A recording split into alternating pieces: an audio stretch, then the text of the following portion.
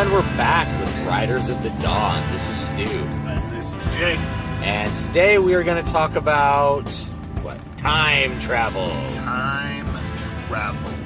So, this is interesting after a nice 4-day weekend where lots of trees fell down and lots of manual labor was done around my house. I sat down to watch some very relaxing episodes of Star Trek Next Generation, and suddenly time travel was very much on my mind. And I think time travel is such a great... It's a double-edged sword because it can be a great plot device, but it can also really determine who wants to read your book, because there's people who just like time travel. No, I'm not interested. Yeah, time travel is always such an interesting... it's an interesting plot device because it puts in the possibility of really bizarre plot outcomes that you normally are not used to seeing. And that's what kind of makes it so fun. And Star Trek actually did a lot of time travel episodes. They've done a lot, all the way going back to like the original series. The time travel episodes are, they often explore a lot of ideas in time travel. One of the first ones I remember was, I'm trying to remember what it was called, The Naked Time. Yeah, The Naked Time, where they all get infected with this weird water molecule that makes them drunk, right? And the solution to that was to, I'm trying to remember what they did. They collapsed the warp drive into a singularity and went faster through space than space allows. And so when you go faster than the speed of light, you go backwards in time. Was the idea. So the idea is that, you have this cosmic speed limit called speed of light, and normally you get around it by warping space so you can go faster than what time allows. And what they did was they then traveled faster than the speed of light in regular space, thus going backwards in time. And then they used that for like a couple of other, they use it for lots of other things in the original series.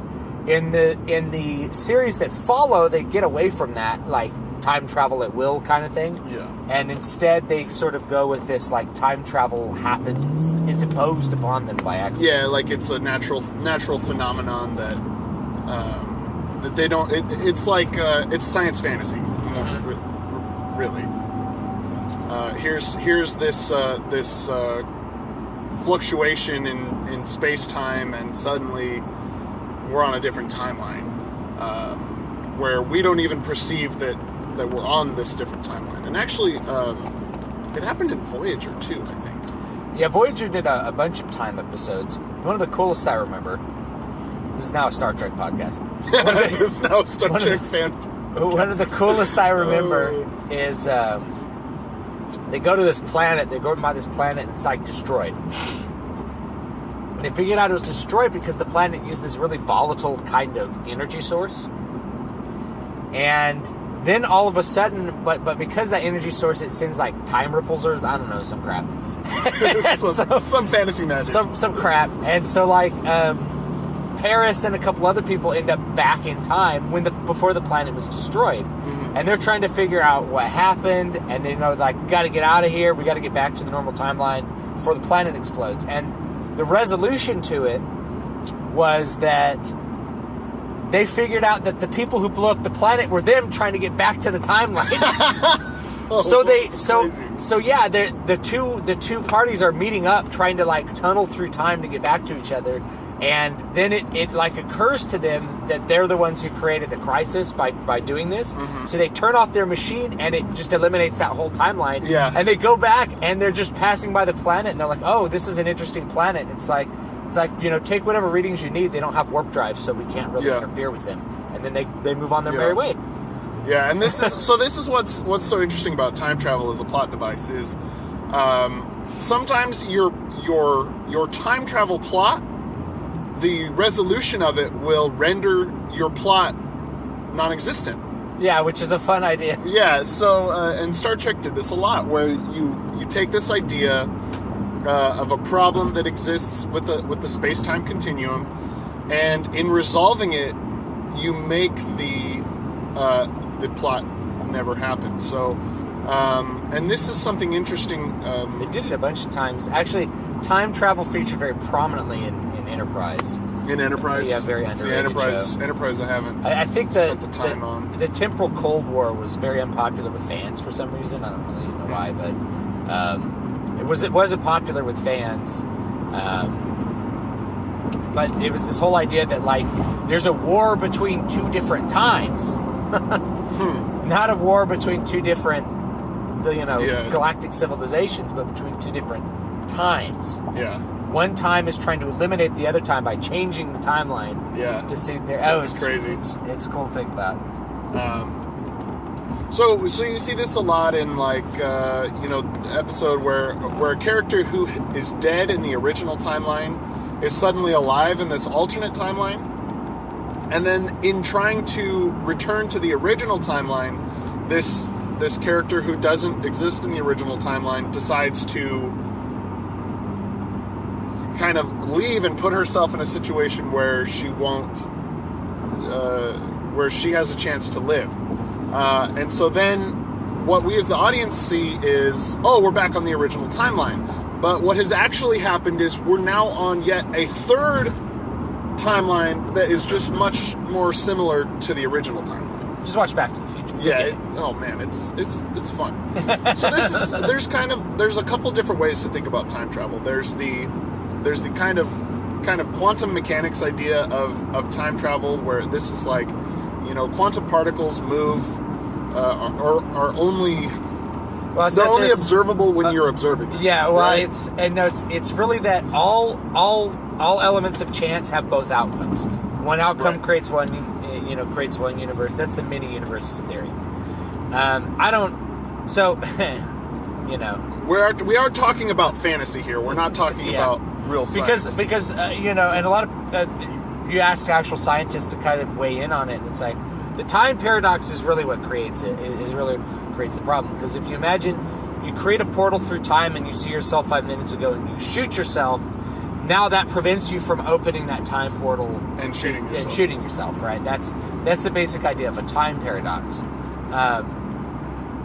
And so most of the time you just sort of avoid those, right? Well, and this is why I was bringing this up. This multiple universe idea is because that eliminates a lot of the problems of a time paradox. Because then what you're doing is you're really putting yourself in an alternate reality.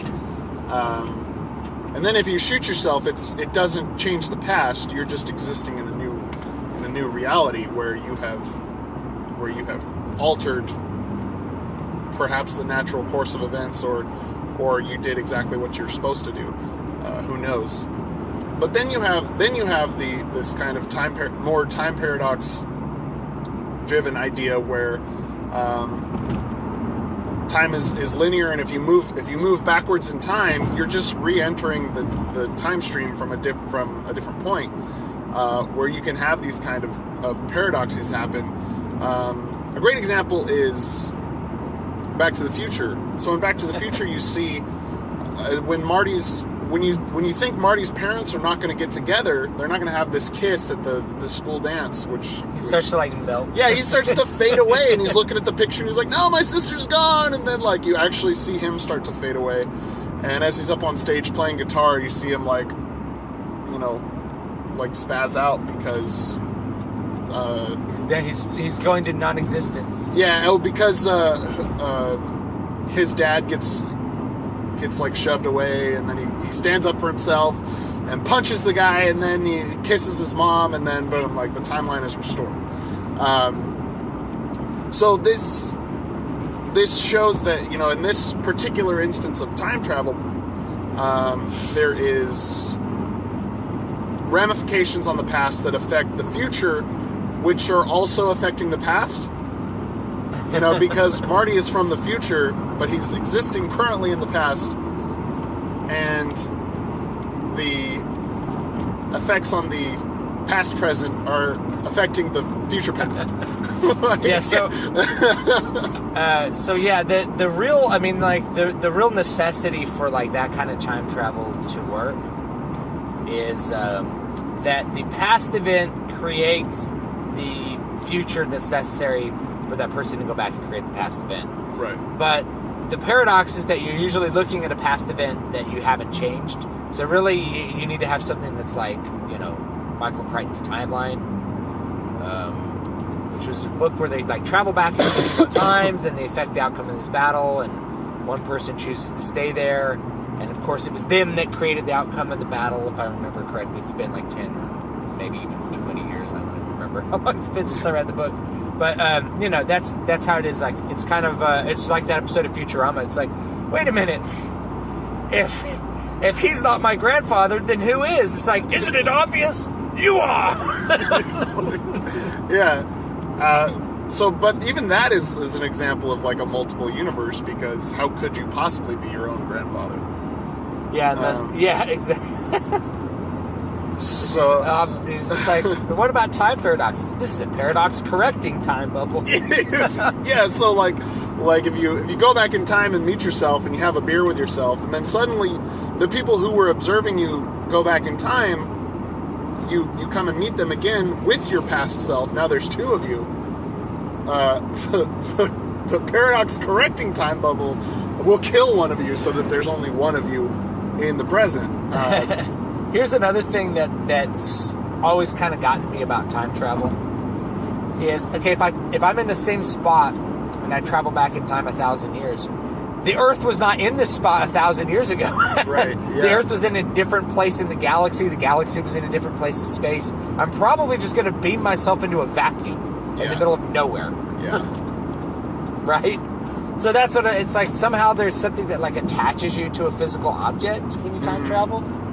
It's like same place, different time. It's like, oh, but you're actually not in the same place. Yeah. Because Earth has moved and the galaxy has moved. Same place relative to what? I guess relative to this spot on this planet, which is moving constantly. Yeah. Well, relative to the gravity well that you're attached to, maybe. Who knows? And all that like puts into the whole idea kind of puts into flux the idea of free will, because the reason paradoxes exist is because we assume free will exists. And the only way that they don't exist is if free will doesn't exist, or at least we don't we can't perceive time is really what it is. So we perceive time rushing past us, like a river rushing past us, like we're moving through time. But if time is a true dimension, then we can't say that the future doesn't exist yet. It only doesn't exist because we can't perceive it. Right. So the future exists, but we haven't recorded what the future is. So we act in a way to try to bring about a future that we want. But that future, it's like, oh, well, if the future's determined, then why bother acting? It's like, well, it's determined by you assuming that it's not determined. Yeah. And acting. Like, and this goes back to, philosophers actually tackled this, 1,500 years ago. Boethius talked about this, which is that, free will and a set design are not mutually exclusive. Yeah. Because the design incorporates your free will into it. So the set future is determined by your actions you perceive of as free in the now. Yeah. So free will exists, but so does destiny. We just can't perceive destiny.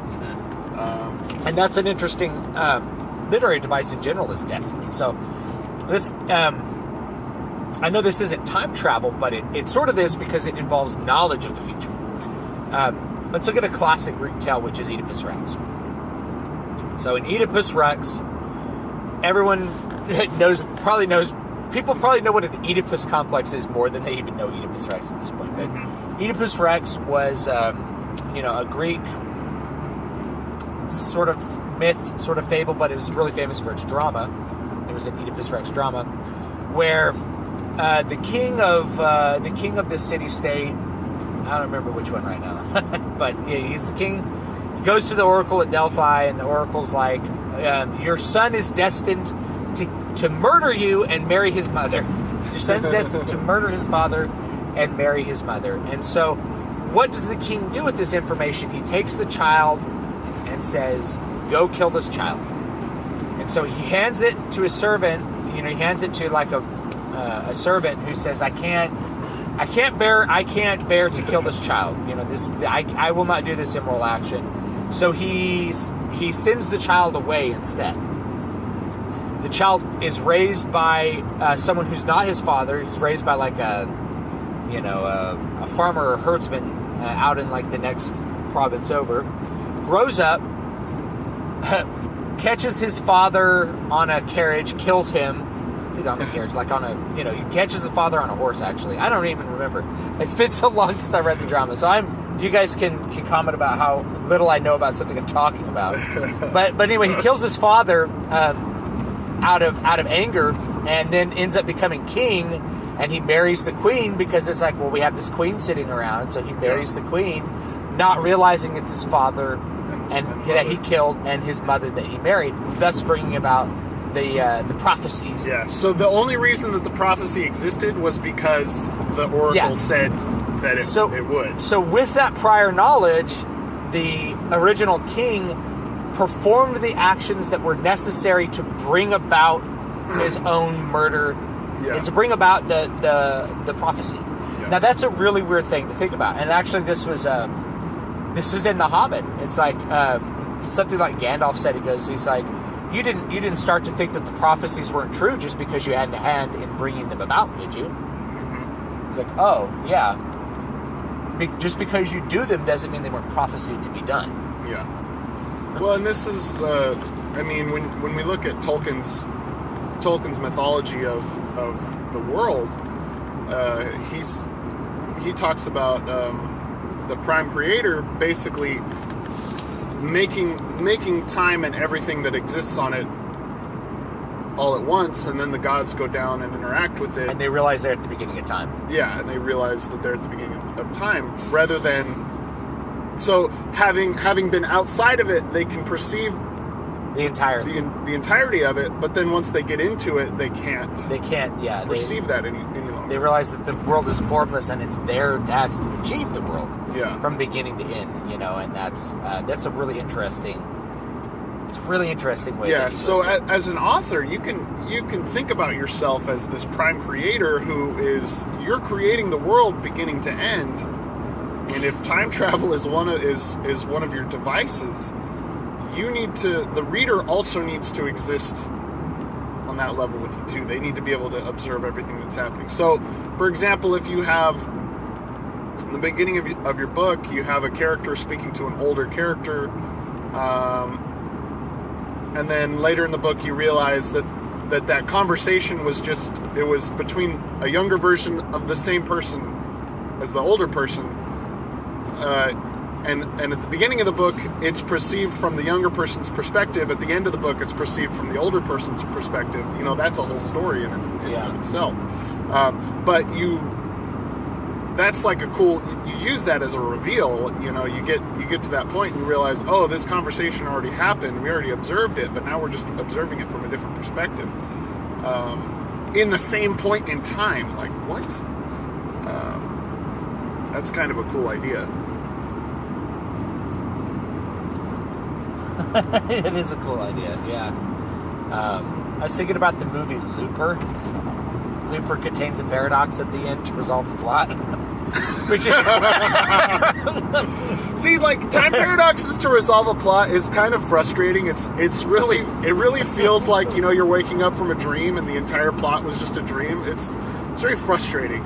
Yeah, well, I mean, it's because it's like here's the end of the plot, and it's like, guys, that couldn't happen. It's a paradox, right? So what it was, if you haven't seen Looper, it's a decent movie, but at the end of the movie... Spoiler alert, obviously. At the end of the movie, the younger version of himself kills himself to kill the older version of himself.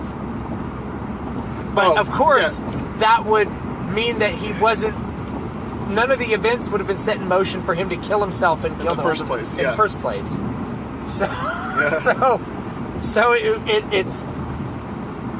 it's a complete paradox. It can't happen, Now, it would have just destroyed the universe. Yeah, an even cooler way to explore that idea would be, I'm going to kill myself to resolve the plot. But what happens is, like, the laws of physics just Yeah, it's he just can't kill himself. They stop the bullet from killing him, and like, you know, that would be something really cool to explore. Where you know, now suddenly you're exploring jumps off a bridge and like lands in a truck full of pillows. Yeah. Or just exploring a universe where the laws of physics they're not constant, and they're not constant to avoid time paradoxes. It's like universal laws superseding each other. That would be kind of interesting. Yeah. I had a story idea that didn't really have anything to do with time travel. It had more to do with this kind of multiple universe idea, where every time someone died, their perception was not that they died. It's just like, you know, have you ever had that feeling like you almost slipped on the stairs and you're like, man, I could have really hurt myself? Well, what if you actually did slip and you fell and you broke your spine and you died? And you're just sort of collapsing into all the... Yeah, you just collapse into a different universe. Well, what would happen if eventually, like, you know, you find the Morpheus of this universe, and he's like, no, you've died like thousands of times. You know, go jump off this bridge, and you go jump off the bridge, realizing that you're not going to die, and suddenly that changes your reality, and you're flying. Yeah.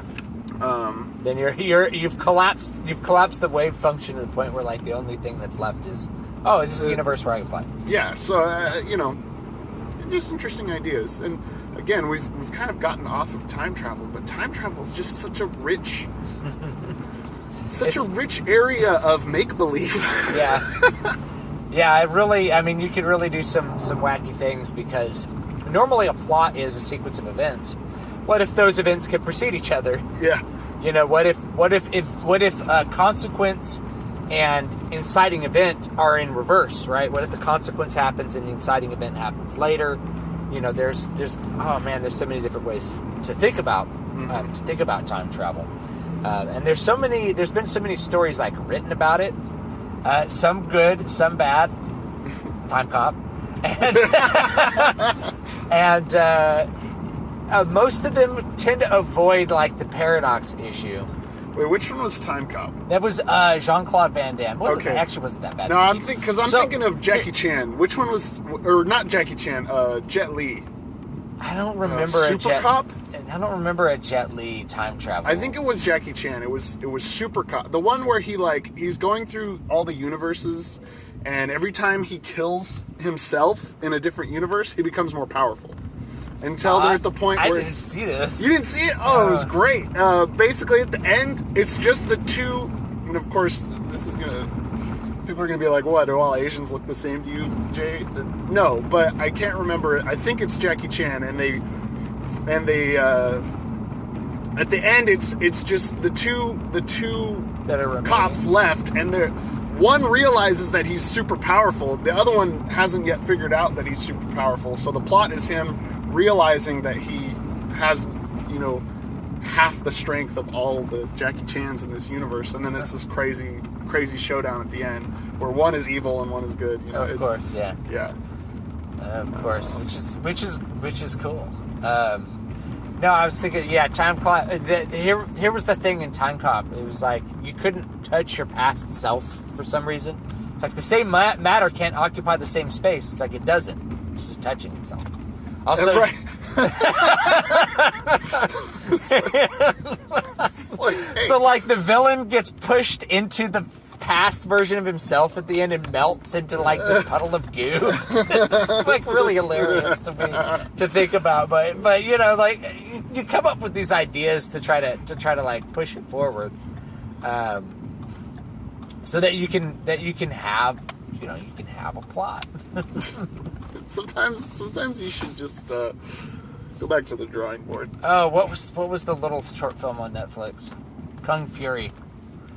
Features time travel prominently. It goes back in time to beat up Kung Fu Hitler. It's funny. First he goes back and like gets the blessing of Odin, from like the past. Wow, I missed this one. Oh, me and Chad watched it. It was good. All right, guys, I think that's about it for us today. Thank you for listening. This has been Riders of the Dawn. This is Stu. This is Jay. You can find me at MatthewJWellman.com. And you find me at davidvstewart.com and dvspress.com. And maybe in another time universe, we stayed more on track in this podcast. All right, guys, you have a good one.